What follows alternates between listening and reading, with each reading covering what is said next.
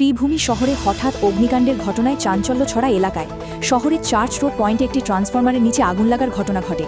যদিও দ্রুত তৎপরতায় বড় দুর্ঘটনা এড়ানো সম্ভব হয়েছে। জানা গেছে, শ্রীভূমি শহরের চার্চ রোড পয়েন্টে একটি ট্রান্সফরমারের নিচে হঠাৎ আগুন লাগতে দেখা যায়।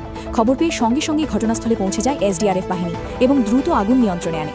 প্রাথমিকভাবে অনুমান করা হচ্ছে, ট্রান্সফরমারের নিচে অবৈধভাবে জমিয়ে রাখা আবর্জনা স্তূপ থেকেই আগুনের সূত্রপাত হয়। ঘটনায় কোনো ধরনের হাতাহতের খবর নেই এবং বড় ধরনের সম্পত্তির ক্ষয়ক্ষতিও হয়নি।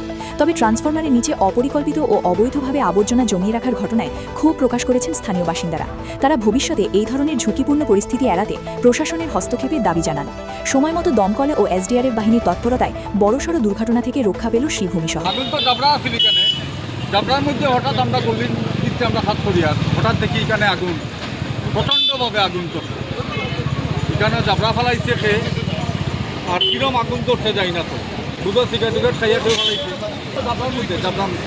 এবার কাহারে এসে আগুন লেগেছে, আজকে হয়তো এই জাবরার কারণেই আজকে ভয়াবহ আগুনটা লেগেছে। এই থেকে মানে অনেক বিরাট কিছু ঘটতে পারত।